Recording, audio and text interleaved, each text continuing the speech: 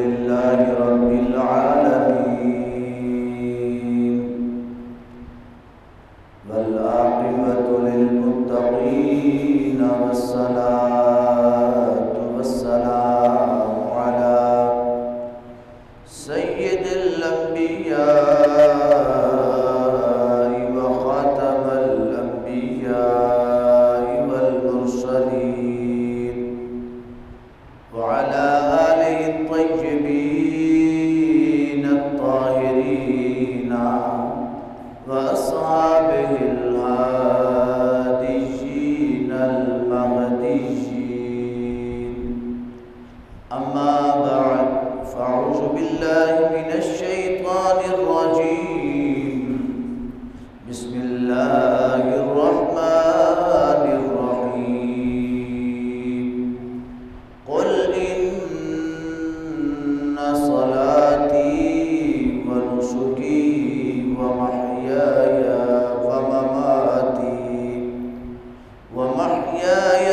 ومماتي لله رب العالمين.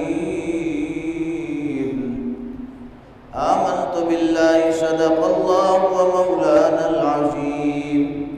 إن الله وملائكته يصلون على النبي يا أيها الذين آمنوا صلوا عليه وسلموا تسليما.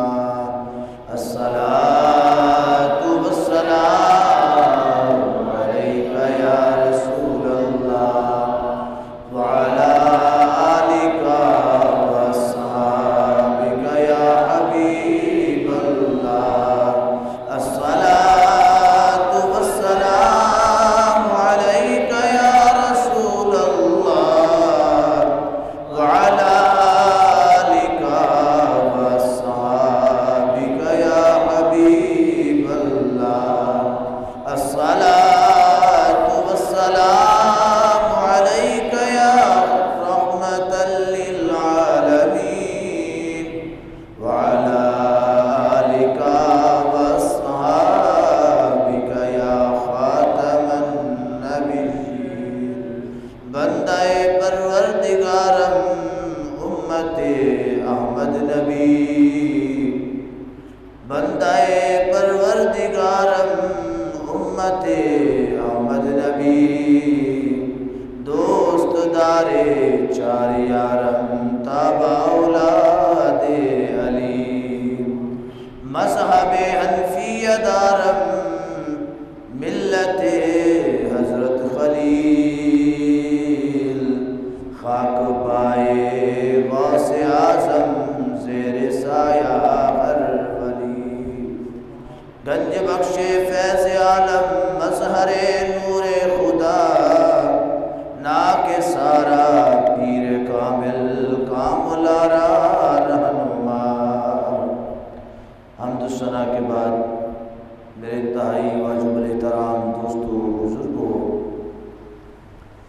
عزیز ساتھیو، اللہ کریم جل شانہ و من والہ کا احسان عظیم ہے کہ آج 9 ذی الحجہ کے اس مقدس دن اور جمعۃ المبارک کی پاکیزہ طیب و طاہر گھڑیوں میں جس پاک ذات نے ہمیں اپنے گھر میں آنے کی سعادت اور توفیق عطا فرمائی، دعا ہے رب لم یزل کی بارگاہ میں کہ اللہ تعالیٰ جملہ مسلمان جو بیمار ہیں سب کو شفا نصیب فرمائے، عالم اسلام بالخصوص پاکستان کو اللہ کریم ہر طرح کی آفات و بلیات سے محفوظ فرمائے، اور جتنے مسلمان اس دنیا فانی کو چھوڑ گئے، ہمارے ساتھی تھے، ہماری محفل کا حصہ، مجلسوں کا حصہ، جو ہم سے بچھڑ گئے، مالک ان سب کی بخشش و مغفرت فرمائے. عزیز دوستو، قرآن مجید فرقان حمید جو ہماری کامل رہنمائی کے لیے ہے، ہدی للناس لوگوں کے لیے ہدایت ہے، ہدی للعالمین تمام جہان والوں کے لیے ہدایت ہے.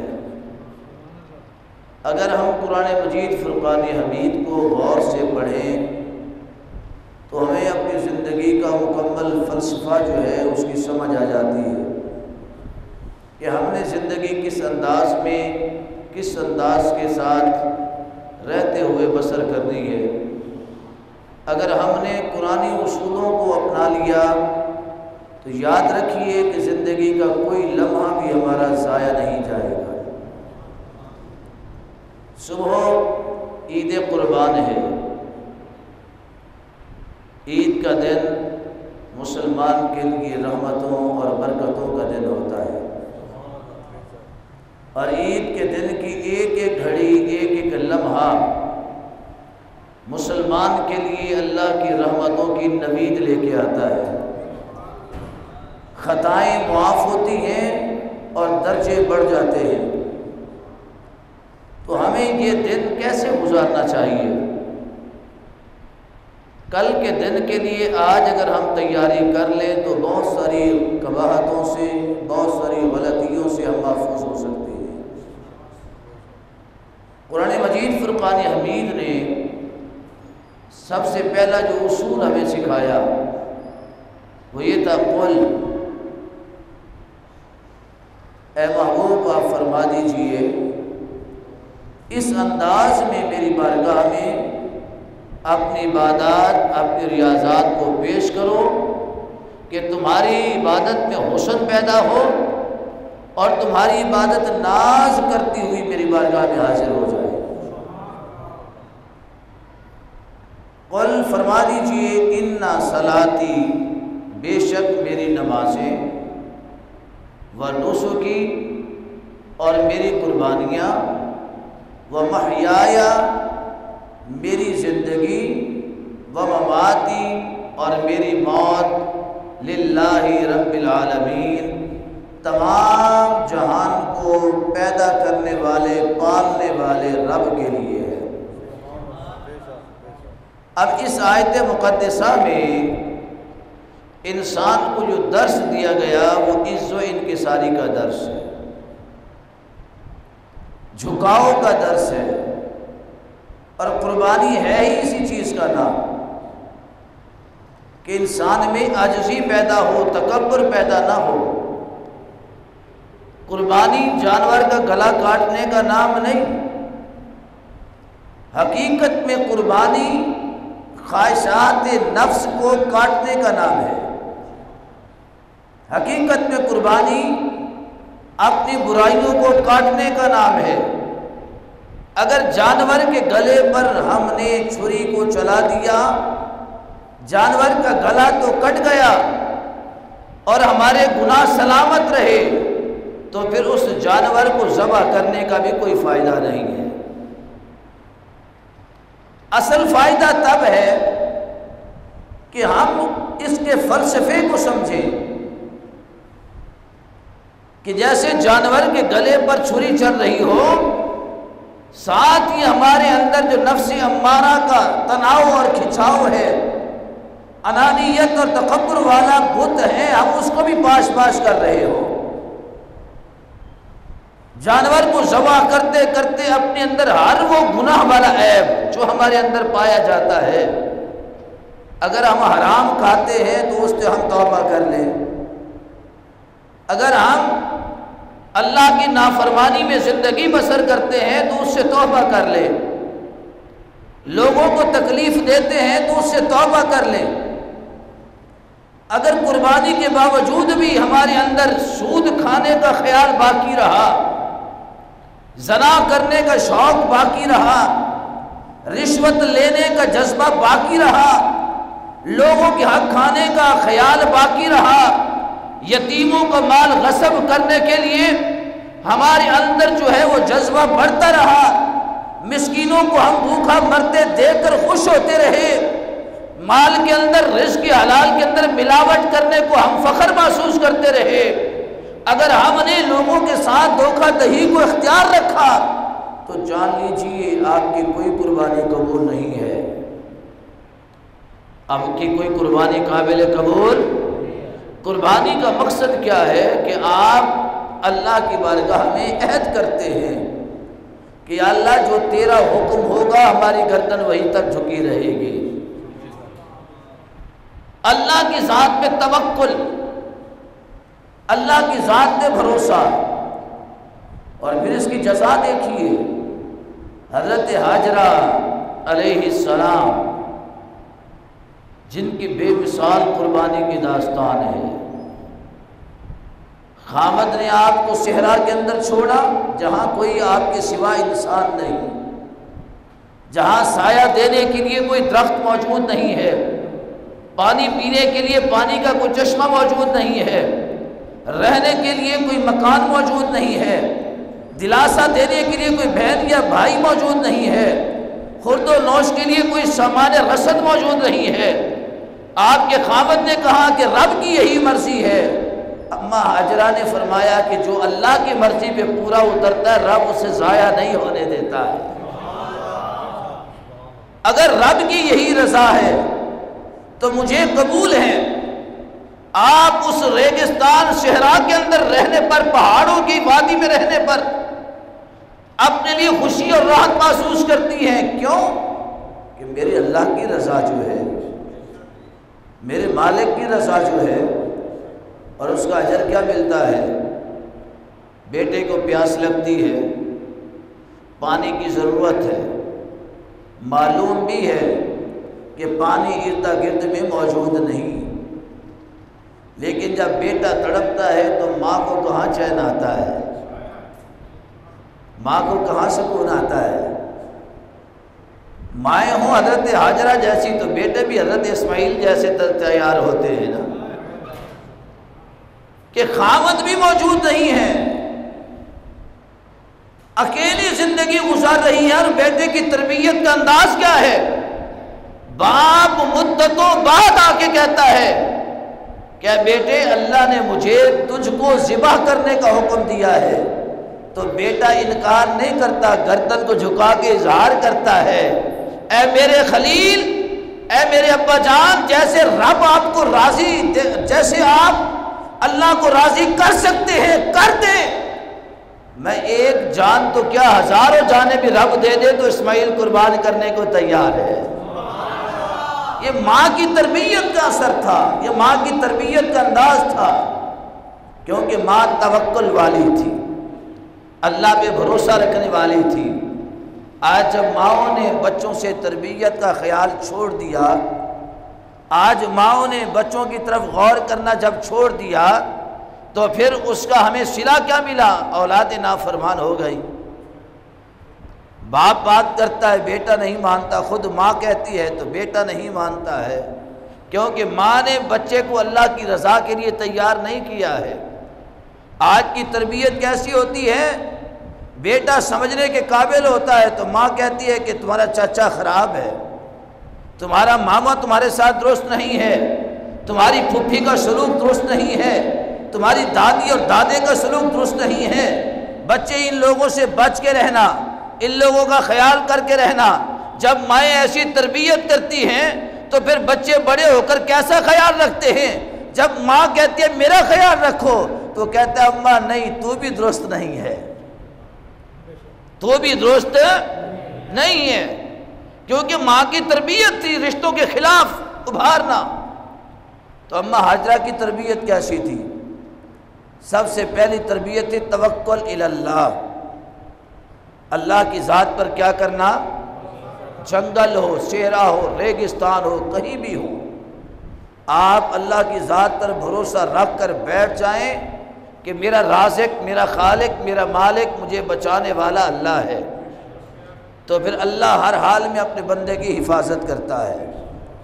پانی کی ضرورت ہے تو اماں ہاجرہ نے کیا کیا؟ کبھی صفا پہاڑی پر چڑھتی ہے پانی کی تلاش میں، کبھی مروہ پہاڑی پر چڑھتی ہیں پانی کی تلاش میں، پانی کہیں سے نظر نہیں آتا ہے، 7 چکر لگاتی ہیں، صفا سے مروہ، مروہ سے صفا، صفا سے پھر مروہ۔ توکل کی عظیم یہ داستان، یہ صفا مروہ کی پہاڑی کے درمیان کا راستہ ہے۔ یہاں پر چلنے والا اس کو عام چلنا نہ کہے، اگر وہاں چلنے والا انسان رب پر توکل نہیں رکھتا ہے تو سمجھے کہ صفا مروہ پر چلا ہی نہیں ہو۔ صفا مروہ کی سعی نہیں کی ہے جب تک توکل الی اللہ نہ قائم ہو جائے، اللہ کی ذات پر پختہ یقین نہ قائم ہو جائے۔ اماں ہاجرہ 7 چکر لگاتی ہیں، دیکھتی ہیں کہ بیٹا جو ہے بہت تڑپ رہا ہے، دل میں خیال کرتی ہیں کہ کیوں نہ ہو اپنے بچے کو سینے سے لگا کے دیکھوں، شاید میری چھاتی سے دودھ کے 1-2 قطرے نکل جائیں اور میرے بچے کے لیے سہارا بنے۔ آپ جب واپس لوٹتی ہیں تو کیا دیکھتی ہیں؟ جہاں اسماعیل علیہ السلام کے قدم آپ کی ایڑی مبارک زمین پر رگڑ رہی ہے، لگ رہی ہے، وہاں سے پانی کا چشمہ پھوٹ پھوٹ کر باہر نکل رہا ہے، وہاں سے پانی کا چشمہ نکل رہا ہے، اور وہ اتنا تیز پانی، اور اس سرزمین پر پانی کا چشمہ نکلنا یہ معجزہ ہے، معجزے سے کم نہیں۔ پانی کا چشمہ، اور اتنی تیزی کے ساتھ کہ جیسے پورے مکہ کی اس حصے کو اپنی لپیٹ میں لے لے گا۔ فوراً فرماتی ہیں زم زم۔ کیا فرماتی ہیں؟ زم زم، اس کا معنی ہے ٹھہر ٹھہر، رک جا رک جا۔ آپ نے فرمایا، اور وہاں جو ریت تھی، جو کنکر تھے، ان کا بنیرا بنا دیا، پانی وہیں پر ٹھہر گیا، اور آج تک یہ زمزم کا پانی اسی ایک ہی مقام پر ہے۔ کئی صدیاں بیت گئیں، کئی 100 سال بیت گئے، آج بھی آب زمزم اسماعیل علیہ السلام کی یاد کو تازہ کیے ہوئے ہے۔ اس توکل تھا نا، تو رب کائنات نے کیا فرمایا ہے؟ ہاجرہ، تم نے مجھ پر بھروسہ رکھ کے صحرا کو ترجیح دی اپنے بیٹے اسماعیل کے ساتھ، جو بڑھاپے کی حالت میں میں نے تمہیں عطا فرمایا، تو تمہیں اس کی عظمت اور نشان اور یہ شان دیتا ہوں، ان الصفا والمروہ من شعائر اللہ، کہ جہاں تیرے قدم لگے ہیں قیامت تک کی جگہ میری نشانی بن گئی ہے۔ یہ قیامت تک میری، جو اللہ پر توکل رکھ کے انسان چلتا ہے، جہاں وہ چل پڑتا ہے وہ زمین بھی مقدس ہو جاتی ہے، وہ زمین بھی پاکیزہ طیب و طاہر ہو جاتی ہے۔ یہ حضرت ہاجرہ کا ہی عالم ہے، جو حضرت اسماعیل علیہ السلام کی اماں جان ہیں، تو میرے پاک نبی حضرت آمینہ طیبہ طاہرہ زاہدہ عابدہ جو میرے نبی کی اماں جان ہیں، ان کے قدموں والی جگہ اور زمین کی شان کیا ہوگی؟ یہ تو ذبیح اللہ کی ماں کی شان ہے، تو حبیب اللہ کی ماں کی شان کیا ہوگی؟ اللہ کریم جل شانہ نے انسان کو سمجھایا کہ یہ قربانی جانور ذبح کرنے کا محض نام نہیں ہے، اپنی انا کو ذبح کرنے کا نام قربانی ہے، اپنے تکبر کو ذبح کرنے کا نام قربانی ہے۔ اب یہ دیکھیں نا، ذو الحجہ کا چاند نظر آیا تو حکم کیا ہو گیا مستحب عمل میں کہ جناب خط نہیں کرانا، بال بڑھتے ہیں تو بڑھنے دیں، بکھرتے ہیں تو بکھرنے دیں، ناخن بڑھتے ہیں تو بڑھنے دیں، ملنگ بن جاؤ، درویش ہو جاؤ۔ جب تمہارے اندر یہ چیز پیدا ہوگی تو اندر کا غرور ختم ہو جائے گا۔ ایسے ہے کہ نہیں؟ جب بندہ سج سنور کے باہر نکلتا ہے نا، اس کے اندر ایک علیحدہ روب ہوتا ہے۔ ہماری نوجوان نسل جب جاتی ہے نا بیوٹی پارلر میں، باہر نکلتے ہیں تو جناب اس کی ٹور بھی بدلی ہوئی ہوتی ہے، وہ دیکھنے والے ہوتے ہیں، ان کے قدم زمین پر نہیں رکھتے ہیں، کہتے ہیں ہٹ کے کہیں میرے کپڑے نہ خراب ہو جائے، میرا فیشن نہ خراب ہو جائے۔ مالک نے کہا نہیں، ان 10 دنوں میں بال نہیں کٹوانے، تاکہ تمہارے چہرے کی وضاحتاں وہ تبدیل ہو جائیں، ناخن نہیں کٹوانے تاکہ تمہارے ہاتھوں کی وضاحتاں تبدیل ہو جائیں۔ اور جب قربانی کا دن 10 ذی الحجہ ہو تو جانور ذبح کرتے ہوئے تمہارے اندر عاجزی اور انکساری ہو، عاجزی اور انکساری ہو، تقوی اور طہارت ہو، کیونکہ یہ قربانی کرنا یہ عام انسان کا بھی کام نہیں ہے۔ اللہ اسی کو یہ استطاعت دیتا ہے جس کو رب محبوب رکھتا ہے۔ اللہ جس کو پسند کرتا ہے کہ اب اس کی توبہ کو قبول کر لوں، اب اس کے گناہوں کو معاف کر دوں۔ اب یہاں پر دل میں حسرت پیدا ہو گئی۔ ایک انسان کے پاس تو استطاعت تھی، توفیق تھی، طاقت تھی، اس نے قربانی کر لی۔ ایک انسان کے اندر وہ طاقت نہیں ہے، وہ توفیق نہیں ہے، قربانی نہیں کر سکتا، تو وہ کیا کرے؟ کیا اس کو اللہ نے موقع نہیں دیا؟ آؤ میرے محبوب کی بارگاہ میں چلتے ہیں، مدینے کے تاجدار کی بارگاہ میں چلتے ہیں، کیونکہ وہ تو ایسی بارگاہ ہے جہاں سے کوئی محروم نہیں آتا۔ محروم جاتے ہیں تو مقبول ہو کے آتے ہیں۔ ایسی بارگاہ ہے جہاں پر کوئی دعا رد نہیں کی جاتی، ایسی بارگاہ ہے جہاں پر دلوں کو توڑا نہیں جاتا ہے، ایسی بارگاہ ہے کہ جہاں پر شقی جائے تو پھر شہید بن کے آتا ہے، گناہگار جاتے ہیں تو توبہ کے ذریعے نگاہ مصطفیٰ سے ولی بن کے آتے ہیں۔ میرے آقا کی بارگاہ میں چلتے ہیں، یا رسول اللہ صلی اللہ علیہ وسلم، جن کے پاس استطاعت ہوگی وہ قربانی کریں گے، اور جن کے پاس استطاعت نہیں ہوگی وہ کیا کریں گے؟ تو میرے محبوب نے فرمایا کہ قربانی کرنے والا انسان قربانی کرنے کے بعد جب اپنے بالوں کو خط کروائے گا، اپنے بال ترشوائے گا، غیر ضروری بال صاف کرے گا، ناخن کاٹے گا، تو قربانی کرنے والے کو ہوگا ایک سنت ادا کرنے کا ثواب۔ کس کا ثواب ہوگا؟ نبی کی سنت ادا کرنے کا اس کو کیا ملے گا؟ اجر ملے گا، ثواب ملے گا۔ اور آقا علیہ السلام کی سنت مبارکہ ادا کرنے کا اجر کیا ہے؟ ایک سنت پر آپ عمل کرتے ہیں، اللہ 100 شہیدوں کے برابر ثواب دیتا ہے۔ کتنا ثواب ملتا ہے آپ کو؟ 100 شہیدوں کے برابر اللہ کی بارگاہ سے آپ کو ثواب ملتا ہے، اللہ کی بارگاہ سے آپ کو اس کا اجر ملتا ہے۔ ایک سنت کو ادا کرنے سے 100 شہیدوں کو، اور شہید کا رتبہ کیا ہے؟ کملی والے آقا فرماتے ہیں قیامت کے دن شہید رب کو اس انداز میں ملے گا، اس انداز میں ملے گا کہ اللہ فرمائے گا تم نے میری چاہت کی خاطر اپنی جان کو قربان کر دیا، آج جا میں تجھے راضی کرتا ہوں، بغیر حساب کے جنت میں داخل فرما رہا ہوں۔ نبی کی ایک سنت، نبی کی ایک سنت۔ اور آقا صلی اللہ علیہ وسلم کی سب سے پسندیدہ سنت کیا ہے؟ چہرے پر داڑھی کو سجا لینا۔ داڑھی سجانا میرے کریم کی سب سے اعلیٰ سنت ہے، اور یہ داڑھی چہرے کو ماد نہیں کرتی ہے، اس کے حسن کو ضائع نہیں کرتی ہے، ہمیشہ یہ داڑھی جو ہے نا سجتی ہی حسن والوں کے چہروں پر ہے،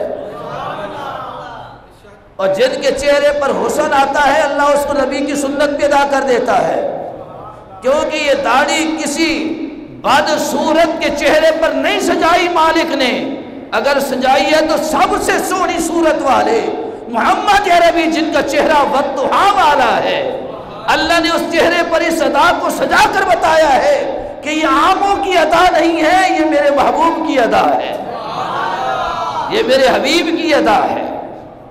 تو یہ سرکار کی سنت ہے۔ اور جس نے قربانی کی اس نے اپنے ناخن کاٹے، بال ترشوائے، اور اس دن عہد کر لیا مالک پہلے تو سنت نہیں تھی، آج سے وعدہ کرتا ہوں تیری محبوب کی سنت پوری رکھوں گا۔ داڑھی اس نے منڈوائی نہیں۔ دوست پوچھتے ہیں کہ داڑھی منڈوانا بھی اس نے سنت میں ثواب میں ہوگا؟ میں نے کہا ثواب پہ نہیں ہوگا، سرکار نے فرمایا داڑھی منڈوانا حرام ہے۔ داڑھی منڈوانا کیا ہے؟ حرام ہے۔ حرام کام میں کہاں ثواب ملتا ہے؟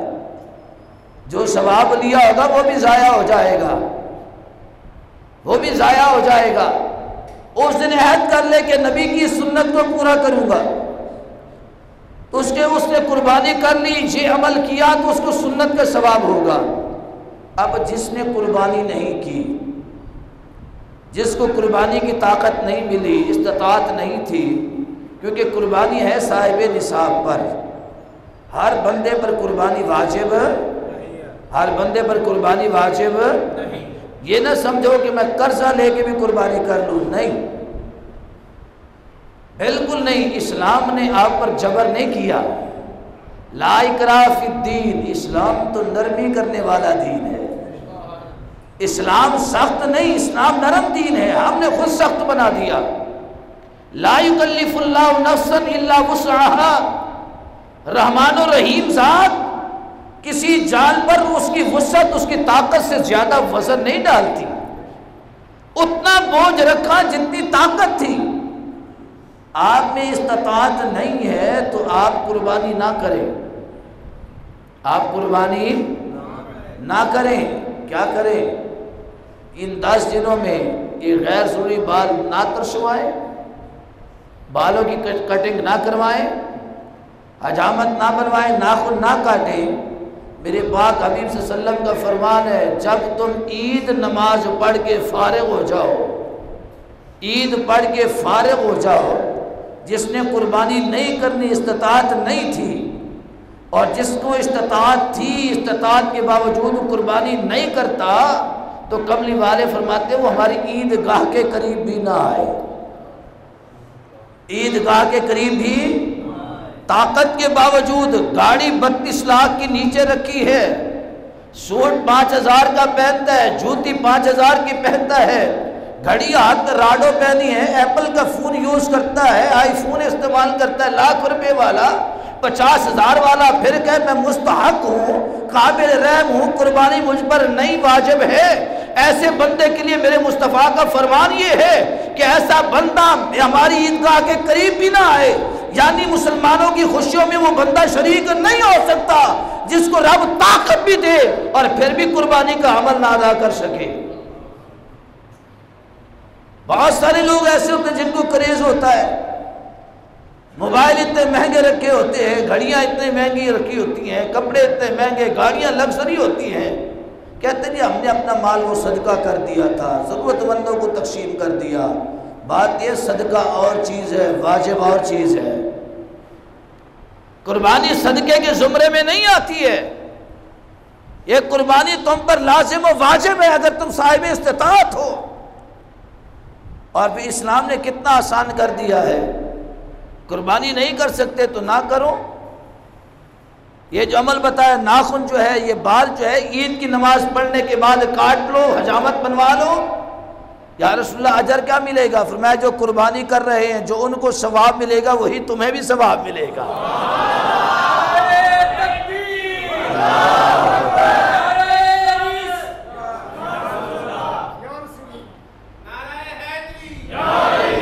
نعرہ غوثیہ۔ میرے کملی والے آقا صلی اللہ علیہ وسلم رحمت للعالمین نبی ہیں، فرمایا کہ تم صرف یہ عمل کر لو، اللہ تمہیں ان کے برابر ثواب دے گا۔ جب اللہ کی طرف سے انعام ملتا ہے تو پھر اپنے آپ کو کیوں مقروض کر کے قربانی کرتے ہو؟ قرض لے کر قربانی جائز امر نہیں ہے۔ ہو سکتا ہے کہ قرضہ دینے سے پہلے موت آ جائے، پیچھے تمہاری اولاد رشتہ دار اس قرضے کو ادا نہ کر سکیں، تو ثواب کی بجائے جہنم کا عذاب بن جائے گا کہ نہیں؟ اس لیے مقروض اسلام نہیں کرتا۔ پھر کیا کیجیے؟ اب دل میں ایک اور بھی خلش رہ گئی کہ میں نے قربانی نہیں کی ہے، جنہوں نے قربانی کی وہ تو خوش نصیب ہیں، ان کو تو قربانی کے جانور قیامت کے دن اللہ کے حضور میں شفاعت و سفارش کروا کے لے جائیں گے، اور میں محروم رہ جاؤں گا۔ ایسا ہرگز نہیں، میرے نبی نے کسی امتی کو محروم نہیں رکھا ہے، میرے نبی نے کسی امتی کو محروم یہ امتی ہے جس نے اپنے نبی کو بھلا رکھا ہے۔ امتی بے وفا ہے، میرے نبی کی تو ہر ادا امت کے لیے وفا ہی وفا ہے۔ ولادت ہے تو سجدے میں امت کو یاد کر رہے ہیں، معراج پر لامقام اللہ کی بارگاہ میں پہنچے ہیں تو امت کو یاد کر رہے ہیں، صحراؤں میں ہیں سجدہ کیا ہے تو امت کو یاد کیا ہے، پہاڑوں کی غاروں میں سجدہ ہے تو امت کو یاد کر رہے ہیں۔ مسجد نبوی کے مینارے اس بات کے گواہ ہیں، مسجد نبوی ریاض الجنہ کے مقامات، مسجد نبوی کے ستون، مسجد نبوی کی در و دیوار اس بات کے گواہ ہیں۔ میرے آقا نے جب بھی مانگا ہے اپنے لیے نہیں مانگا ہے، ہمیشہ امت کے لیے مانگا ہے، ہمیشہ امت کے لیے مانگا ہے۔ اور میرے نبی نے اپنے کسی امتی کو محروم نہیں رکھا ہے۔ یہاں اس حدیث کے جو آپ کو میں سنانے لگا ہوں، اس میں بڑے مسئلے حل ہو جائیں گے۔ بہت سارے اب آپ پوچھتے ہیں، سوال پوچھتے ہیں جب ہم اپنے باپ کی طرف سے قربانی کر لیں، ماں کی طرف سے قربانی کر لیں، فوت ہو چکے ہیں، کیا وہ قربانی ہو سکتی ہے؟ یا اپنے کسی بہن بھائی کی طرف سے کر لیتے ہیں، یا اولیاء اللہ کی کسی نام کی طرف سے قربانی کر لیں، یا صحابہ کرام کے حوالے سے، اہل بیت یا طہار کے حوالے سے قربانی کریں، تو کیا یہ قربانی جائز ہے؟ بالکل جائز ہے، لیکن اس کی ایک صورت ہے۔ اس کی صورت کیا ہے؟ پہلے آپ قربانی کریں گے اپنے نام کی، کیونکہ آپ پر قربانی واجب ہے۔ اور یہ بھی نہیں ہے کہ آپ نے ایک سال قربانی اپنے نام کی ہے اور دوسرے سال کسی اور بچے کے نام کی کر دی ہے، جو بچہ صاحب نصاب بھی نہیں ہوا ہے، یا آپ کہتے ہیں جی اس سال میرے نام کی ہے، پھر آئندہ سال جب آیا تو آپ نے اپنی بیوی کے نام اپنا نام کا خارج کر دیا۔ نہیں، ایسے نہیں، قربانی آپ پر واجب ہے تو آپ کی قربانی، آپ کا جانور ذبح ہونا بھی لازم ہے۔ ہاں اگر اس سے ایکسٹرا استطاعت رکھتے ہیں، زیادہ کی استطاعت رکھتے ہیں، تو آپ علیحدہ ایک جانور خرید کر اپنی بیوی کے نام، بچوں کے نام آپ قربانی کر سکتے ہیں۔ یہ نہیں ہے کہ آپ قربانی اس سال نہیں کر رہے، آپ کہتے ہیں میں اس سال نہیں کرتا، اپنے والد کے نام جو فوت ہو چکے ہیں ان کے نام پہ کر دیتا ہوں، اپنی اماں کے نام پہ کر دیتا ہوں، تو اس طریقے سے قربانی جائز نہیں ہوگی، کیونکہ قربانی واجب ہے زندوں پر۔ کن پر واجب ہے؟ زندوں پر۔ فوت ہو جانے والوں پر قربانی واجب؟ ہاں، پہلے آپ اپنے نام کی ایک جانور کو ذبح کر کے قربانی کریں گے، اگر استطاعت ہے دوسرا علیحدہ سے جانور ذبح کریں، یا اللہ اس کا ثواب، یہ قربانی میں اپنے باپ کی طرف سے کر رہا ہوں، اپنی ماں کی طرف سے کر رہا ہوں، اپنے بہن بھائیوں کی طرف سے کر رہا ہوں، تو وہ قربانی آپ کی جائز ہو جائے گی۔ اب اس کی دلیل کیا ہے؟ آؤ دربار مصطفیٰ میں چلتے ہیں، دربار مصطفیٰ میں چلتے ہیں۔ وَلَوْ أَنَّهُمْ، تسلی کا سامان تو وہیں سے ملتا ہے نا، گناہگاروں کو تسلی کا سامان تو وہیں سے ملتا ہے، اس کے علاوہ کوئی ایسا مقام نہیں جہاں سے گناہگار کو تسلی و تشفی ملتی ہو، کیونکہ ہر نبی نے یہ کہا کہ مالک جتنے اچھے ہوں گے ان کا معاملہ ہماری طرف ہوگا، جو برے اور نافرمان ہوں گے مالک کو تیری بارگاہ میں تیری مرضی ہے جیسے بھی کرے۔ لیکن میرے محبوب کی باری آئی، عرض کی مالکہ جتنے میری امت کے نیک ہوں گے تیرے حوالے، اور جتنے گناہگار ہوں گے وہ میرے حوالے، جتنے گناہگار ہوں گے وہ۔ حضرت ابراہیم علیہ السلام نے فرمایا تھا فَمَن تَبِعَنِي فَإِنَّهُ مِنِّي وَمَنْ عَصَانِي فَإِنَّكَ غَفُورٌ رَحِيمٌ۔ یا اللہ نیک میرے، بات تیرے۔ میرے حبیب کی باری رب کائنات نے فرمایا محبوبہ بتا کیسے چاہیے، کیسے چاہیے؟ عرض کی مالکہ نیک تیرے حوالے ہے، گناہگار میرے حوالے ہے۔ نیک تیرے کرم کے صدقے سے جنت میں چلے جائیں گے، گناہگاروں کا بھی تو کوئی سہارا ہونا چاہیے۔ تم ہی ہو دو جہانوں کا سہارا یا رسول اللہ، تم ہی ہو دو جہانوں کا، تم ہی ہو دو جہانوں کا سہارا یا رسول اللہ۔ جس انسان نے اس جملے کو نہیں سمجھا بدبخت ہے۔ اور گستاخ رسول ہمیشہ یہ بات یاد رکھیں کہ جہاں پر تم سر نکالو گے رب وہیں پر کوئی نہ کوئی غازی پیدا کر دے گا، چاہے وہ لاہور کی عدالت ہو یا پشاور کی عدالت ہو، جہاں جہاں بھی نبی کا گستاخ اٹھے گا وہیں پر اللہ کسی نہ کسی غازی کو پیدا فرما دے گا۔ اور غازی بننے کے لیے کسی کا مولوی ہونا ضروری نہیں، کسی کا حاجی ہونا ضروری نہیں، اور کسی کا مجاہد ہونا ضروری نہیں، کسی کا مفتی ہونا ضروری نہیں، کسی کا مفکر ہونا ضروری نہیں، محدث ہونا ضروری نہیں۔ ارے جس کے دل پر اس غفور الرحیم کی نگاہ پڑ جاتی ہے وہی غازی محمد خالد یا ممتاز قادری بن جاتا ہے۔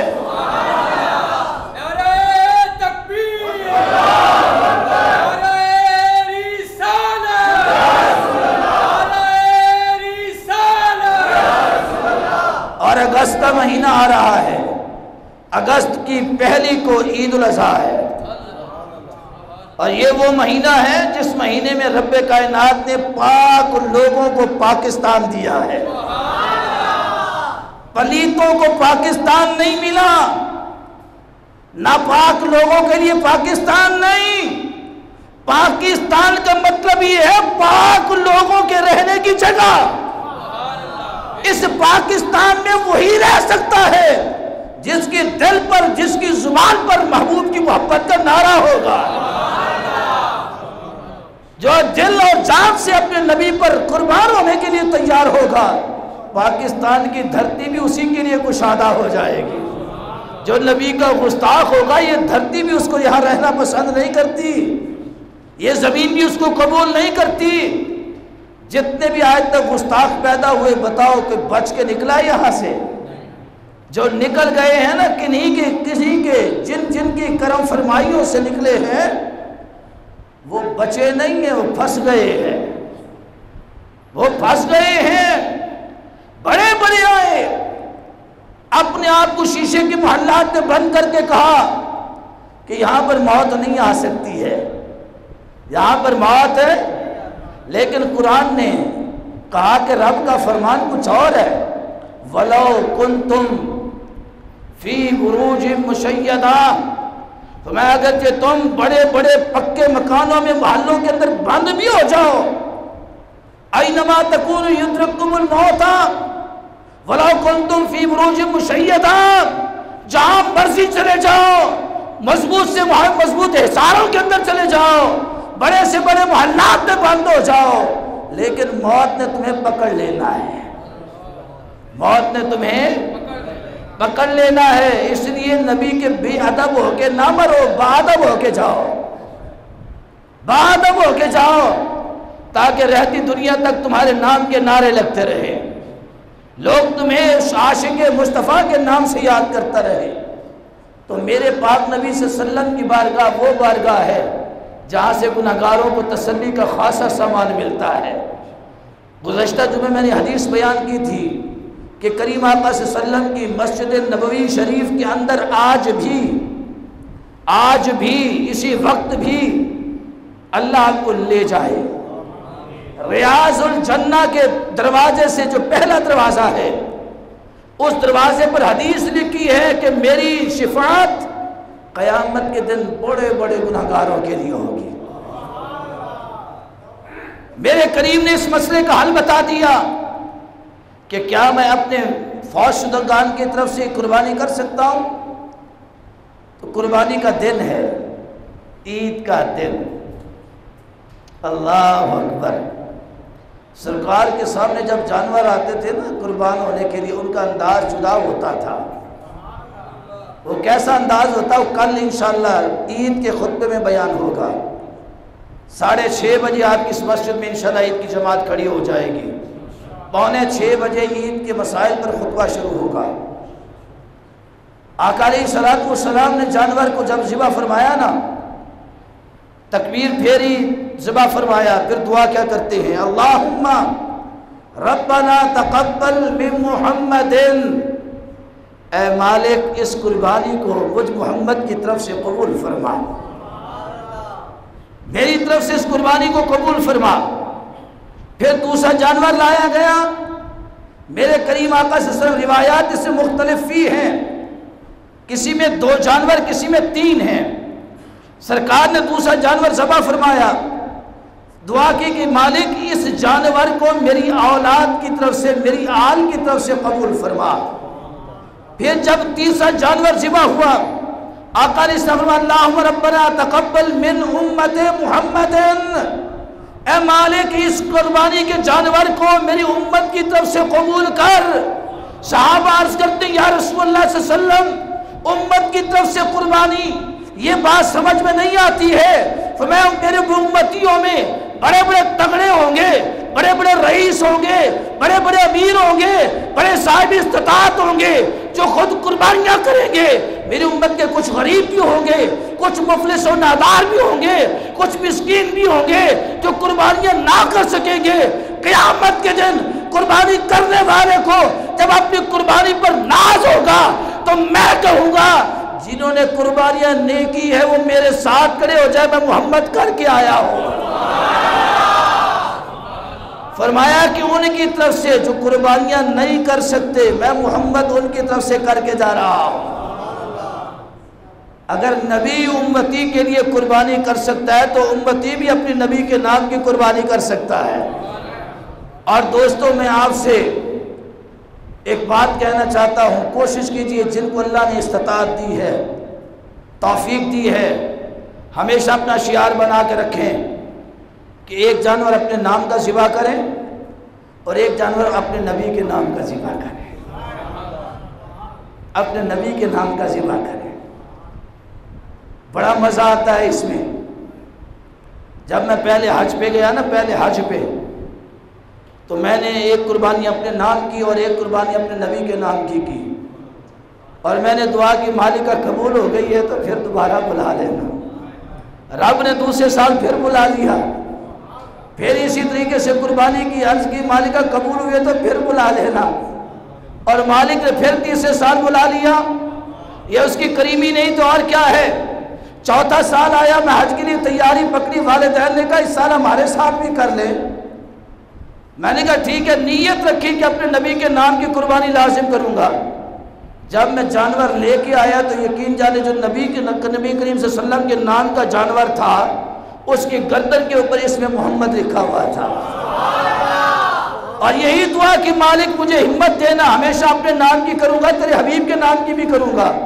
اور اس سال جو میں نے جانور اپنے قربانی کے لیے لیا ہے، اس کے یہاں رخسار کے اوپر ایک مرتبہ نہیں، 2 مرتبہ نہیں، 5 مرتبہ سرکار کا نام اس میں محمد لکھا ہوا ہے۔ آپ جتنا نبی کی محبت میں بڑھ جائیں گے، مالک بھی آپ کو بڑھاتا رہے گا۔ لَإِن شَكَرْتُمْ لَأَزِيدَنَّكُمْ، تم شکر کرو گے جتنا زیادہ میں اتنا زیادہ بڑھا کے دیتا جاؤں گا۔ اور شکر کی بہترین مثال کیا ہے؟ اس کے نبی کی اداؤں پہ قربان ہو جاؤ۔ تو آقا علیہ السلام نے قربانی کی، اپنے نام کی، اپنی امتیوں کے نام کی، اپنی آل کے نام کی۔ سرکار نے بتا دیا زندہ ہو یا فوت شدہ ہو، آپ ہر ایک کے نام کی قربانی کر سکتے ہیں، قربانی کر سکتے ہیں، اپنے فوت شدہ کے نام کی بھی قربانی کر سکتے ہیں۔ شرط یہ ہے کہ پہلے خود اپنے نام کی بھی کریں گے۔ ایسے ہی آپ ہر سال میں باریاں نہیں لگا سکتے، آج اس کے نام کی ہے، کل اس کے نام کی ہوگی، نہیں۔ فرمایا کہ ہر سال اگر تم دوسرے کے نام کی کرنا چاہتے ہو، پہلے اپنے نام کی کرو، پھر دوسرے کے نام کی کرو۔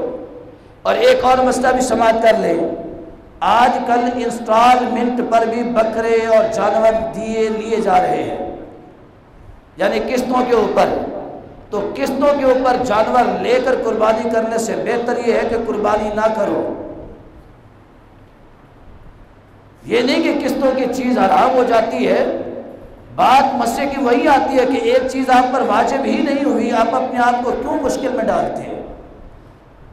بلکہ جو قربانی کرنے والے احباب ہیں، میری ان سے گزارش ہے کہ قربانی کرنے کے بعد اپنے فریزر اور فریجوں کو آباد نہ کریں کہ ہم نے مہینہ 2 مہینہ اسی کے ساتھ پارٹیاں اڑانی ہیں، تکے کھانے ہیں، کباب کھانے ہیں، کوفتے بنانے ہیں، نہاری بنانی ہے، ہم نے قورمے بنا کے کھانا ہے، دوستوں کو بلا کے دکھلاوا کریں گے، نمود و نمائش کریں گے کہ ہم نے ران روسٹ کی ہے، ہم نے جناب اس کی پٹھ کا گوشت بنایا ہے۔ ایسا کام نہ کریں، آپ قربانی کریں، قربانی کے جانور کے گوشت کو عزیزوں میں تقسیم کریں جنہوں نے قربانی نہیں کی، اور کم از کم ان کو اتنا گوشت ضرور دیں جن سے ان کا ایک وقت کا بھرپور کھانا ہو سکے۔ 2-3 ہڈیاں 1-2 بوٹیاں ڈال کے بھیج دیتے ہیں ہم پلیٹوں میں، چھنی میں، یار کم لوگوں کو دے دو، 50 کی بجائے آپ 25 کو دے دو، 25 کی بجائے 10 لوگوں کو دو، لیکن اتنا تو دو کہ ایک وقت کا کھانا تو تیار ہو سکے۔ میں نے دیکھا 2 سال قبل کی بات ہے، یعنی پچھلے سال قربانی کے دن لوگوں نے فریزر فل سٹاک کر لیا، واپڈا والوں نے مہربانی کی لائٹ بھیج دی، 4-5 گھنٹے لائٹ نہیں آئی تو بعد میں کیا، جہاں ڈسٹ بن پڑے ہوئے تھے وہاں لوگوں نے گوشت کے توڑے بھر کے پھینکے، خراب ہو گئے۔ اس قربانی کا کیا فائدہ کہ تیرے گھر کے اندر جو قربانی ہوئی ہے اس کو ایک گوشت کا ایک حصہ بھی کسی غریب کا نوالا نہ بن سکے؟ اپنے قریبیوں میں دیکھیں جنہوں نے قربانی نہیں کی ہے ان کو آپ گوشت فراہم کریں، جنہوں نے کیا انہوں نے تو کر لیا، ان کو آپ تحفتاً عزیزوں کے حصے میں سے دے سکتے ہیں، ان کو بے شک کم کر دیں، لیکن جنہوں نے نہیں کیا ان کا کم نہ کریں۔ تو دعا اللہ کریم ہم سب کو عمل صالح کی توفیق عطا فرمائے۔ انشاءاللہ عید الاضحیٰ کی نماز کل 6:30 بجے انشاءاللہ صبح آپ کی جامع مسجد میں ادا ہوگی، جماعت کھڑی ہو جائے گی، تمام احباب وقت کی پابندی کرتے ہوئے پہنچ کر ثواب دارین حاصل کریں۔